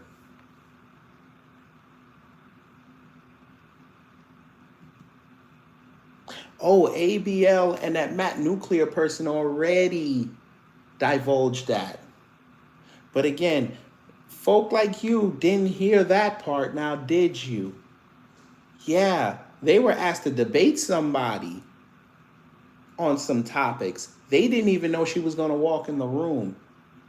And by the way, since y'all love to say that she's annoying, that would mean that as soon as they saw her, their bias came in. So nothing was going to get accomplished. They saw, I'm not here to show her the error of her ways. I'm here to get viral clips that I can exploit later. Which you saw as soon as this clip from Jubilee, when they put out the teaser, that started it. Then the video dropped. Then all those conservatives that were on there took clips and made it seem like they were whooping her ass. And I said, okay, let me look at the whole thing. I looked at the whole thing, and not one of them made one coherent point.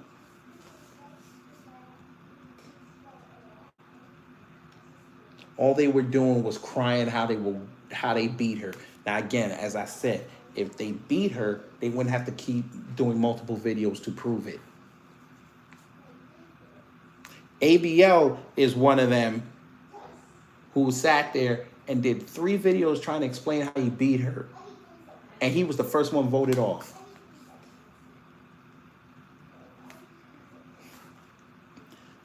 Sir, those weren't their sources. That was from Jubilee.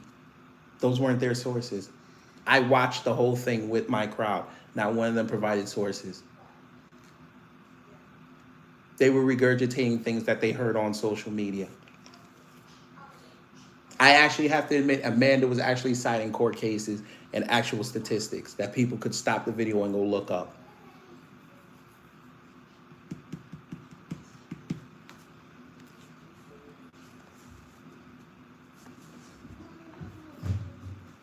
No, here we go. Now he's saying that Amanda didn't listen to him. Amanda literally let them talk. And as soon as she started talking, they went to go interrupt her.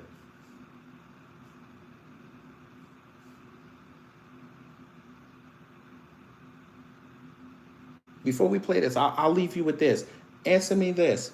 How come people like ABL don't go debate people then? If they're so right, why don't they go debate? I think that would be easy. If you think he's right, he should go in any debate. He should be undefeated.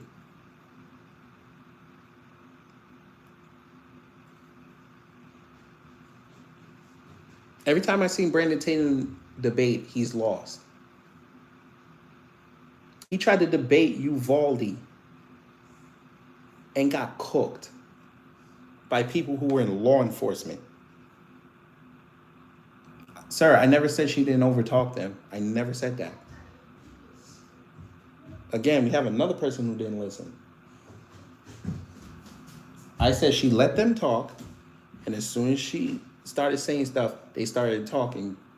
That way, she had to go become who she became.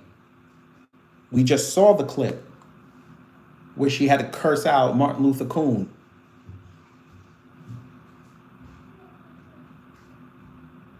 Nobody saying that she wasn't right for doing what she did.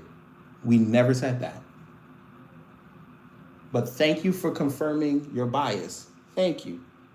Because I'm watching this with my crowd. We have no bias. We hated both sides. Because she was being fake with this talk, and they were being fake because they were being ignorant. They didn't know anything.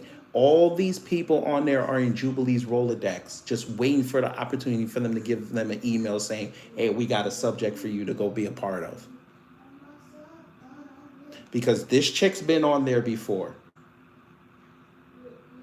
That Jordan Wells, the one that y'all was in there saying that was cooking her, saying how black culture is toxic, he's been on there before.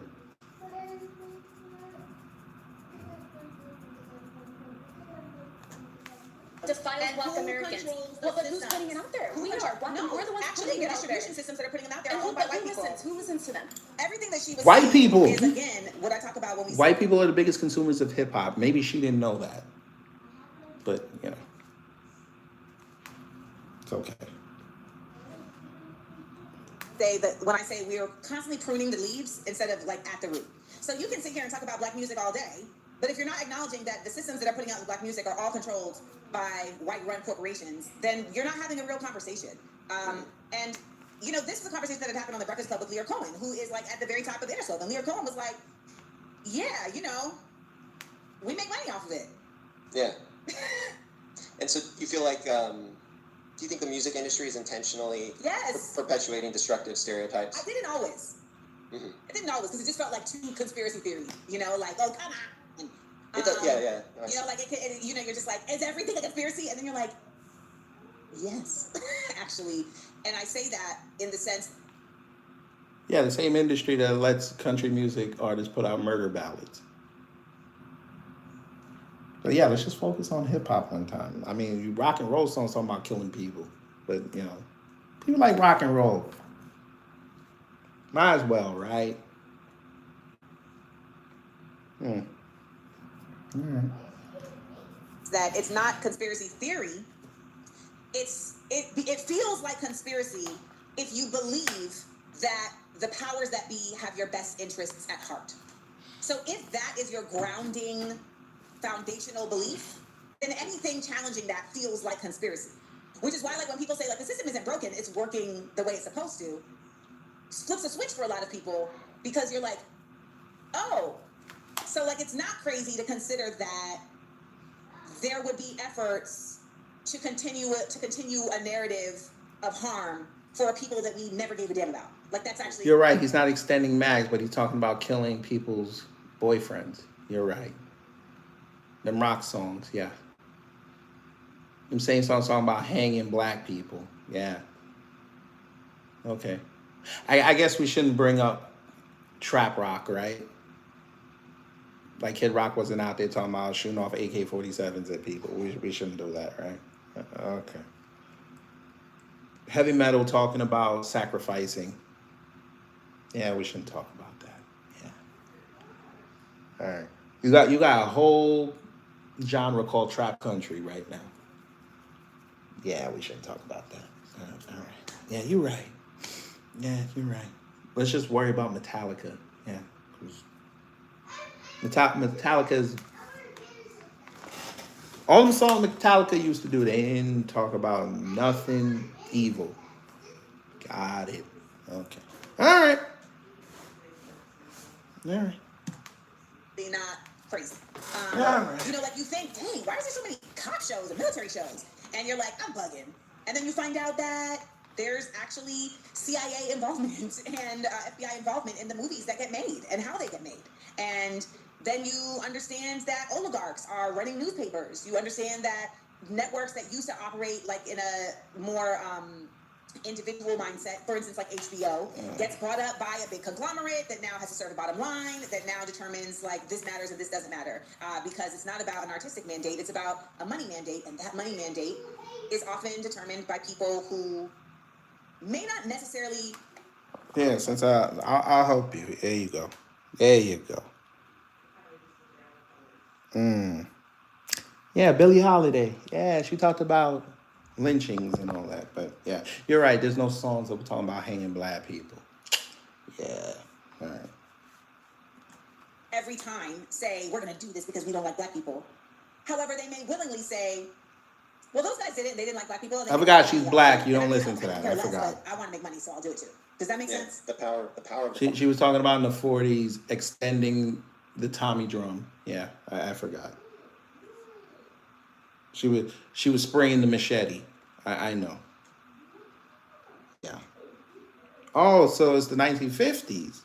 Financial. Yeah, it's just like, potential. And as somebody who grew up in the 90s and grew up with gangster rap and all of it, sometimes I listen and I'm like, what? Oh, you want to know what's the result of rock music? The Trenchcoat Mafia. Dylan Klebo and Eric Harris. Yeah. That's the result of rock music. Rampant drug use. Yeah.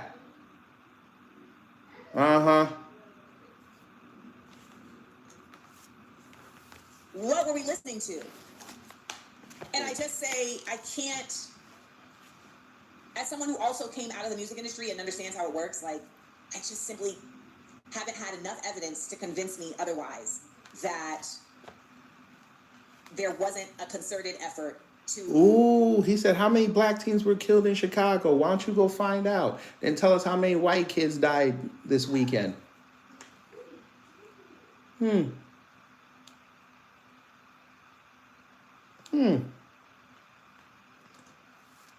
Continue to expand this music from Kane. You're correct, Slav plays. And where's the Roman Empire now? And on just like the black music that was wholesome, that was like, really about love, etc., ended up in the 50s and 60s and 70s, 50s and 60s more so, ended up being stolen from black people and re-performed, by white people. So like we didn't even get to have our own representation of our stories and our narratives. But then when we're talking about the harm that we're experiencing, they're like, oh yeah, please, all the blacks go forward. Oh, no. You brought up the Romans. I asked you a question, you bitch. What happened to the Roman Empire? Since you want to talk about Africa, where are they? Seems like the people are still playing with sticks and in mud huts. They're still around. Romans built all them castles and all that civilization. Where they at now?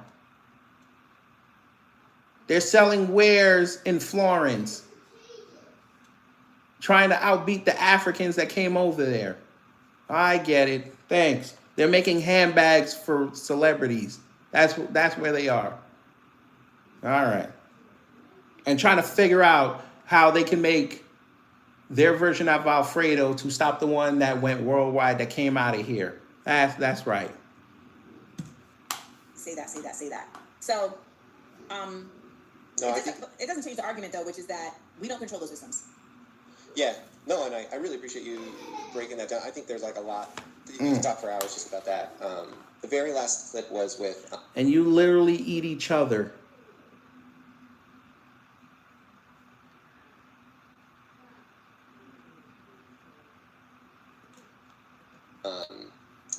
John Samuel. John Samuel, I believe, is running for Congress. Ooh, he brought up Liberia. Ooh. And you literally have your cousins in Kensington, Philadelphia, in a developed nation walking around with fentanyl on their lips. Huh. You got your cousins over there who amassed the social media following, taking their money to go mess with Africa. I don't see them trying to rescue white people. I don't see it. I'm just saying, since you want to bring it up, Slav. We'll call you Slob. We'll call you that. You said nothing.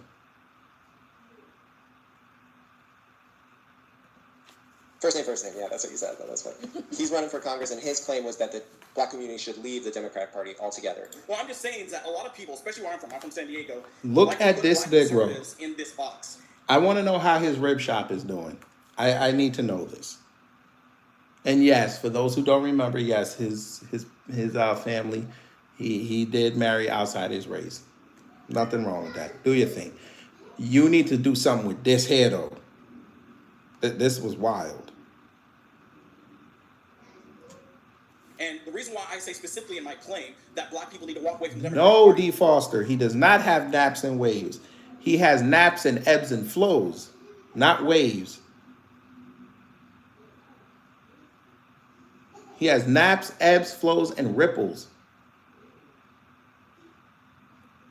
It's because every single election cycle, all they do is use us as their tokens. They use us as their kind of election tools. They use us as these campaign posters. They tell us to come to their rallies. They tell us to sing on their stages. They tell us to do all these things, and they forget about us 3 other years, and they remember. And you Negroes went over there and did it.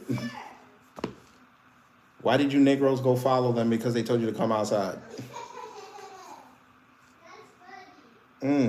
If it's not a righteous cause, why are you going outside? I went to work yesterday and I'm driving up 285 and somebody had a sign talking about them Epstein files. I was like, come on, bro. And it's like 5 people. If the cause is not righteous, you should not go outside. It's 4 years later. I'm curious to see He was this. about to mollywop me, John. He came through like, This nigga D Money said that was not a shape up, but that's a pat down. Nigga, that was a stop and frisk. Cut it out. I hit her with this one. Y'all No, ready? but then when you guys got along, he went into his politician mode and was just using it. But I feel like we're in this interesting moment. Zoran is shaking things up. I feel like the political spectrum is. Here we go. Why she put that man over? Does that Watch. excite you about the possibilities? I mean, I think excited is a strong word. I really only get excited about like kittens and trips. But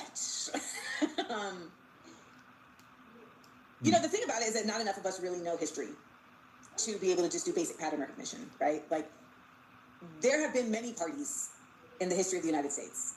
The Emancipation Proclamation and abolitionist movement, that ended up happening because a Republican Party decided to be about it. Like before, it was the Whigs. You know, it was like the Whigs, WHITS, and I believe it was like the Whigs and the Democrats.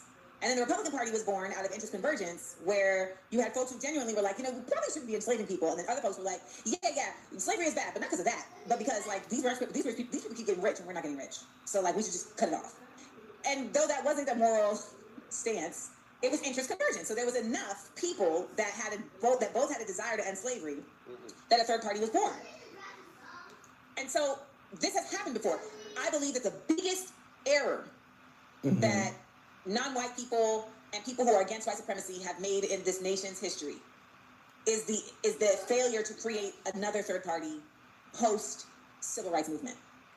There should have been coalition building beyond Republicans and Democrats, because Republicans and Democrats were ultimately not ever created solely for the purpose of expanding the life, liberty, and pursuit of happiness to everyone in this nation. Why did you need another political party? I'm just trying to understand. You were the same one just said earlier that in no uncertain terms, our politics are different than everybody else. Why do you need coalition building? This is what I mean. So she just went back to integration. You just went against MLK, man. Oh, Lord. The man said, I'm integrating my people into a burning building. You talking about coalition building. It didn't work. They didn't want black people to ascend. That's the point. And building a coalition, you know what happened when you built a coalition? You got the CBC.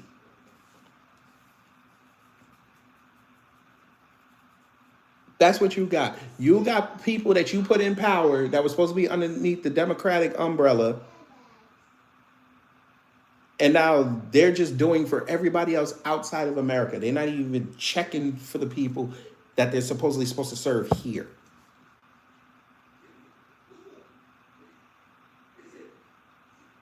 No, black people, as we've been doing, we should get away from these parties, which will dry up their money and will force them to have them conversations that they don't want to have because they already think they got your vote.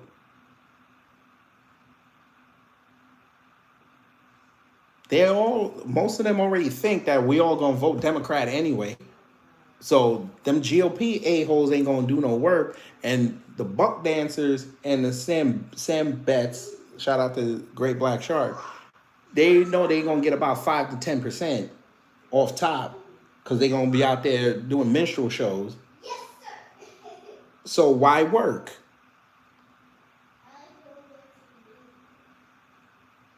Now somebody coming here talking about we godless. Okay, prove there's a God. I want you to leave your house today and go walk in the traffic. Now, if there's a God, we know that he'll protect you. The car will go right through you. Us that know God understand that he puts us in a position where he needs us to be. All praises to the Most High. Do that for me. Go live on your YouTube page and go walk in the traffic, get hit by a bus. Well, Sunday, not too many buses unless you're in a big city. Get hit by a truck and the car, and it should go through you. Should be kitty pride. Go through it. And you can tell everybody how that's a miracle. Do that for us one time. Since you full of God. Right? So where we are now is like, yeah, here we go. This is about it's about time. It's around the same type of cyclical time period where there's unrest, and I'm sure the astrologists are like, yeah, Amanda, you're so right, because the 10th house and the 11th house is being ruled by Sagittarius, blah blah blah, and I'm with them. So I wouldn't say it's necessarily I wouldn't use exciting as a term, but it's a time of possibility, and I feel like that's what so many people have not witnessed. They haven't even witnessed possibility. And so their imaginations are stunted. Their empathy is cut off. And so they gonna come in here with a name for an electric vehicle. You can kiss my ass. All right, so we listened to that. I ain't trying to hear the rest of it. I think this is just them about to leave. There was one other interview that she gave. I think you guys would be interested in it. She went on MSDNC to talk about this. Now, I don't know who this chick is. Who's this chick? No, they don't even say her name. Okay. Yeah, she's not that important. All right, let's see. Let me see what they talking about.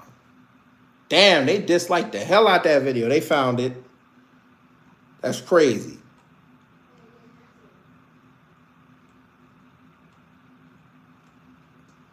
So if you spent any time online this week, there is a decent chance that you saw our guest Amanda Seales in a YouTube debate show called Jubilee, where she debated 20 black conservatives on topics from racism to reparations. Here, She already got it wrong. The platform is called Jubilee. The thing is called Surrounded. Oh, damn. is just a part of it. I refuse to embrace a victim mentality because that's not what our grandparents and Harriet Tubman and those people fought for. They fought for Do not equal bring up opportunity. Harriet Tubman's name in vain, baby, please. Let's get the Lord's name in vain. The Lord's name. Harriet Tubman was literally saving her family and others from slavery. Yeah.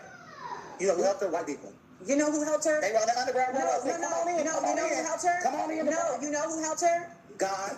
And People who benefit from white supremacy. One of the things It's a lie. White supremacy is a lie. No, sir, It's that's a simply lie. not There's true. no- I mean, if that's that were not the case, then we wouldn't see the continued effort of colonialism and white people placing themselves in positions of power. You when know they why do they're not in have the position of power? Because their hear this. culture. Black culture is toxic. The black culture is toxic. We have produced a culture that is toxic. And let's get on the fact that there's no father. So white culture. Let's get. That nigga said our culture is toxic. Sir, we watched you use our culture to explain why you got fired from your job. Why would you use a toxic culture to explain why you need help? I just want to know that.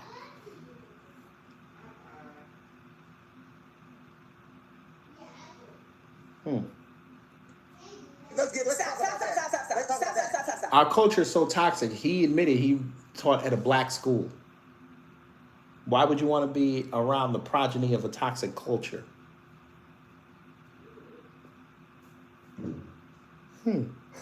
You were employed by a school that was ran by, as he said, black Democrat women. Why would you go and you say Democrats are toxic? Because you think that black people just vote Democrat. Why would you put yourself around that? Because another known stereotype that they like to use around black people is we around toxicity all day. And we thrive on it and we are attracted to it. So it sounds like that you're part of that toxic culture because you were attracted to everything I just mentioned. Because like I said yesterday, why didn't you get a job at one of them good white schools in Jacksonville? You left teaching because you thought you were getting hot because you went on Dr. Phil.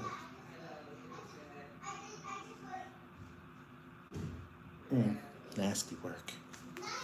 Let's talk about that. None of this is gonna work if y'all are just gonna sit here and make up. It's not gonna work. No, it's a it has to be in facts.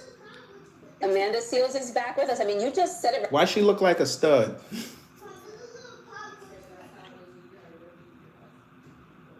She look like she finna go to brunch on 10th Street in Atlanta right now.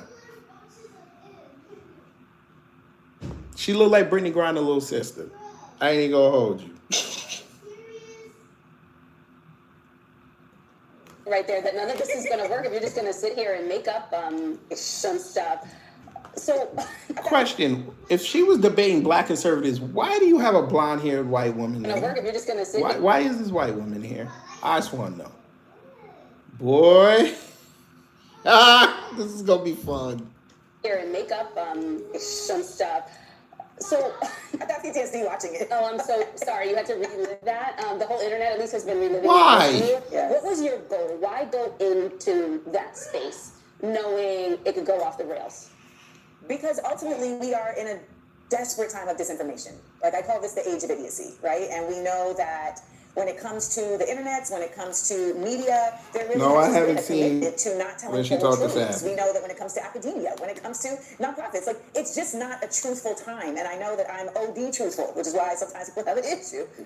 But When you are of this type of mindset, when you are a revolutionary, when you know that you have the facts, you are responsible to explain it over and over and over again. That is a quote from the great Thomas Sankara of Burkina Faso. And I know that about myself and many of my peers. We understand that we have to put ourselves in these spaces sometimes and take the bruise and annoyance, knowing that we aren't speaking to just these individuals. We're speaking to an entire audience watching who may never have heard what we have to say, and they need to. Of everything you discussed, what was the most contentious Hold up. disagreement? How y'all letting the white woman go next? What about the mixed dude over? Damn. He said it's coming on at 4:30.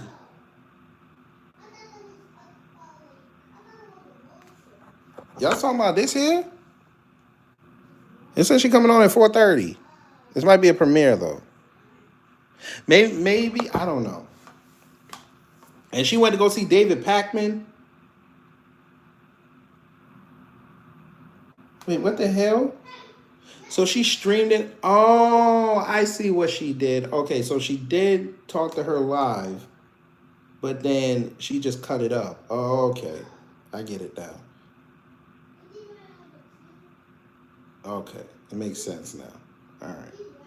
I ain't finna listen to no. I ain't gonna play no 3 hours, 14 minutes. I ain't gonna do that. I mean, I'll watch it later. And then what was your most surprising point of agreement? So I would say the most contentious point of agreement was that across all of the claims, because you have to make 4 claims, then you're debating things that are undebatable, but that's another convo for another time. They all seem to keep coming back to black people are the problem with black people. There was simply no concept of cause and effect, of the continued oppressive behaviors and legislation. You know, we just had Tremaine here 2 seconds ago talking about the ways in which we are still continuing to see systemic racism experienced across the nation. And they just failed to regard that as anything of impact. And it didn't matter how many examples I gave. I would say the surprise point. Well, Damon, I mean, it makes sense that she was gonna softball it. It makes sense. You want to try to cultivate that relationship. I'm not knocking Savvy, but I mean, you getting somebody that big on your platform, you don't want to ruin a potential relationship. You could have her on her platform. I think she has a bigger platform than Savvy. Let me look. Yeah, Amanda has 181.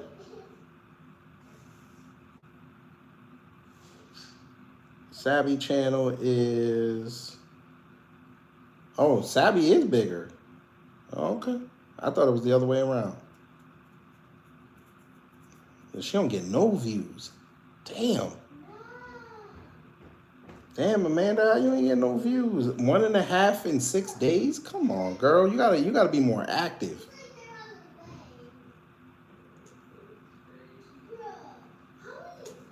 Of agreement was actually more of a surprise for them than me, because the last person, you argue a claim that they have, and they had a claim that black people should leave the Democratic Party, and I let him talk, and then I said, I agree, and he was like, but ultimately, I am of a mind that one of our biggest misses that we did after the civil rights movement was that we didn't form a third party, a cross-coalition third party to handle what really was really for the people, because No, we should just have the black grassroots, or we should just went independent. We don't need these other people. They already told it they don't want to help us. We got to go help ourselves, and we already proved it in 2024. We helped ourselves. We voted the couch. Now they're going to run around and say, well, that's how Trump got in. Okay, fine. You want to go with that? Then answer me this. We voted the couch, and notice nobody's blaming us for Trump getting in. Who are y'all blaming? This is why I keep saying they can't keep their lies straight. If we stayed home and that got Trump in, why are y'all not blaming us for Trump right now? Y'all are blaming white folk.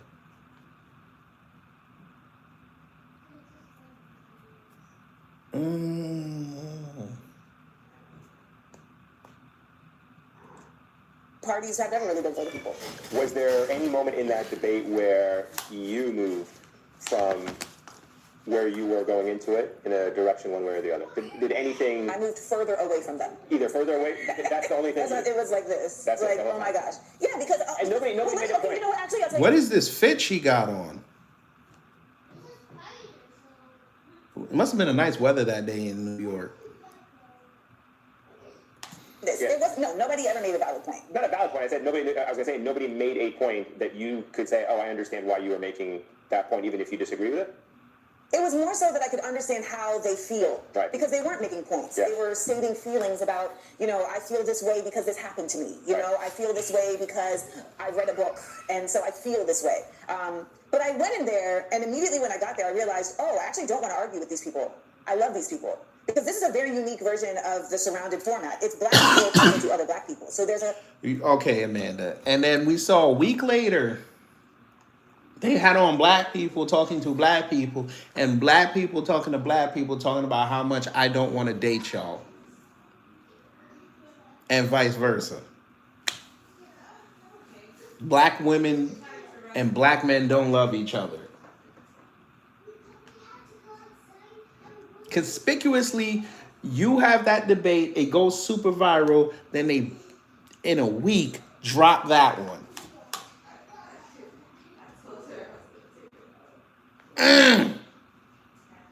Nasty work.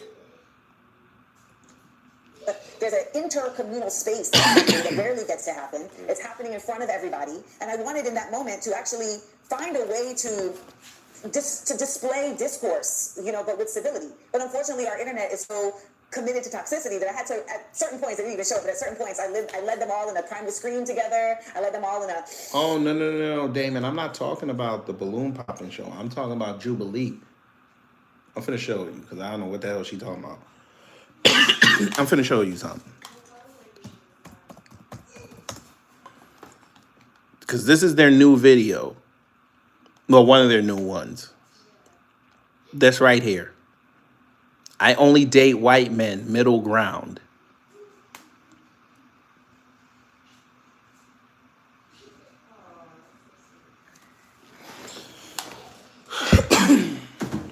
The Korean brought them on to do that. But he won't bring on no Asian. Why I won't date no Asian?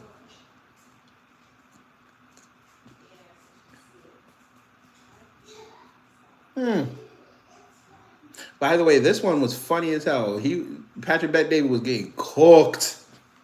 I tell you, the griff is over, boy.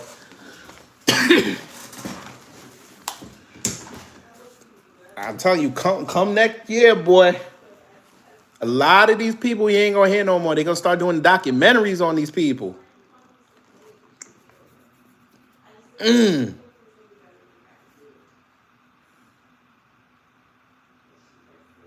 is insane. She's black. I mean, okay, I guess. But anyway, y'all, there's that. We got through it. It was a little bit of a slog, but it is what it is. So hopefully you learned something. If you did, I done my job. If not, I try to be better next time. I see Afro is live, so y'all can hop in over there. I'm about to go make some carrot juice, and I'm going to relax for the rest of the night till Clash in Paris. Matter of fact, they're actually starting. I'm finna go watch that right now. So I will see y'all tomorrow for talks. It's Labor Day. I might just fuck around and play Jamaican music all day. I ain't sure yet. But y'all take care, stay safe, and you know what to do when the agents of chaos come to mess up your existence.